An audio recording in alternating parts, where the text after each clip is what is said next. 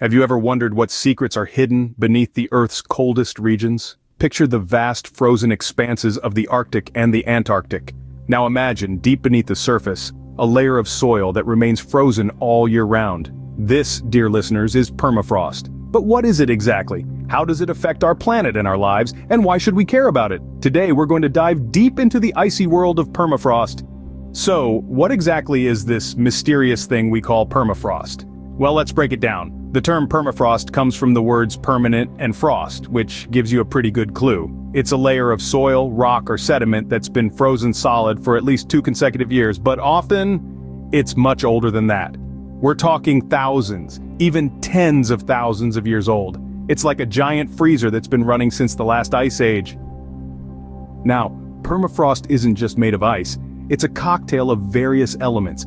Imagine the ground in winter when it's so cold that even the moisture in the soil freezes. Now add a sprinkle of rocks, a dash of dirt, and a generous helping of organic material like dead plants and animals, and voila, you've got permafrost. And it's not just a thin layer either. Permafrost can be a few feet thick, or it can extend down to over a mile deep. It's like the Earth wearing a really thick icy blanket. But where on Earth can we find this frosty phenomenon?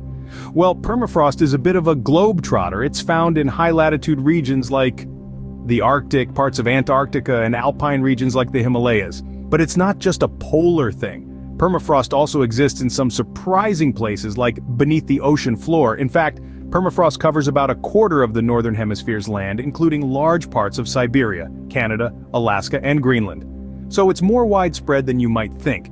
It's important to note that the surface layer above permafrost, known as the active layer, thaws during the summer and freezes again in the winter. This freeze-thaw cycle can create unique and often stunning landscapes, marked by patterned ground, pingos, and polygonal wedges. Now that we know what permafrost is, let's explore why it matters. Why should we care about this frozen ground, you may ask? Well, permafrost is not just a block of ice. It's an integral part of our planet's ecosystem. Now, let's get into why this is so. Firstly, permafrost acts as a colossal storage unit for carbon. It's estimated that permafrost regions hold twice as much carbon as the entire atmosphere. When permafrost thaws, microbes within it begin to decompose the organic material, releasing carbon dioxide and methane, both potent greenhouse gases. This process can significantly accelerate climate change. Furthermore, permafrost plays a crucial role in shaping the landscapes of the Earth's high latitudes. In these regions, permafrost acts as a sort of natural glue, holding the ground together. When permafrost thaws, it can lead to ground collapsing or thermokarst formations, changing the face of the landscape, affecting plant and animal life, and even leading to the creation of new lakes or wetlands. But it's not just about the animals and the environment. People live in these regions too. In fact, approximately 4 million people call permafrost regions their home.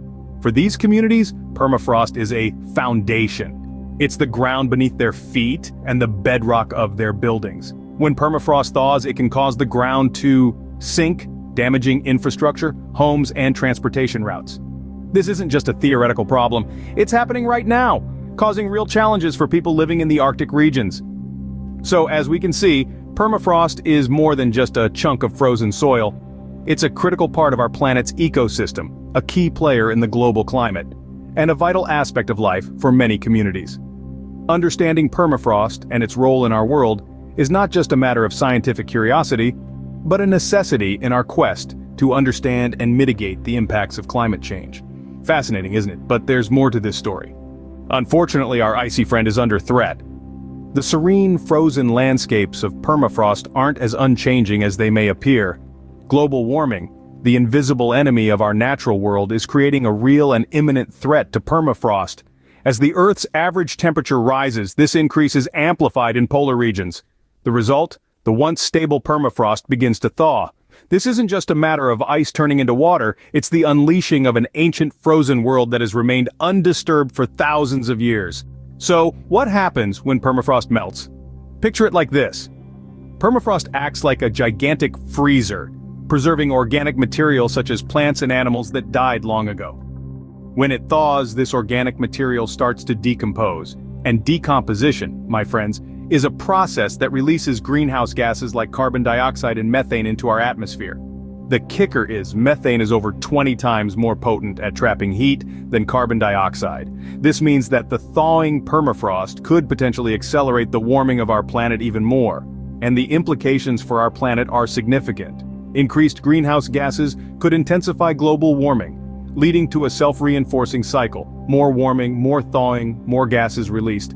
A real-life snowball effect, if you will. The potential consequences extend beyond climate change. Melting permafrost can cause the ground to slump and collapse, leading to the formation of sinkholes and landslides. This can damage infrastructure, disrupt ecosystems, and even release ancient viruses and bacteria that have been locked in the ice for millennia. The stakes are high, but there's still hope. The threat to permafrost is a stark reminder of the urgent need to reduce global greenhouse gas emissions and combat global warming. Through collective action and innovative solutions, we can help protect our icy friend and in turn our planet. So what can we do to protect our permafrost? Well, it's a complex issue, but there are several potential solutions that scientists, policymakers, and individuals like you and me can explore to help slow down permafrost thawing. Firstly, we must address the elephant in the room: greenhouse gas emissions. These gases, primarily carbon dioxide and methane, trap heat in our atmosphere and contribute to global warming. By reducing our emissions, we can slow the rate of global warming and, in turn, the thawing of permafrost.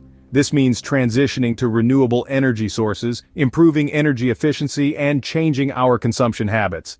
But the fight to protect permafrost doesn't stop at reducing emissions. Scientists are working on innovative approaches to preserve these icy landscapes. One such method is called rewilding. This involves reintroducing large herbivores, like bison and reindeer, to permafrost regions. These animals can help to insulate the permafrost by compacting snow in the winter, which reduces the amount of heat that can reach the ground and slows thawing. Additionally, scientists are also exploring the use of geoengineering techniques.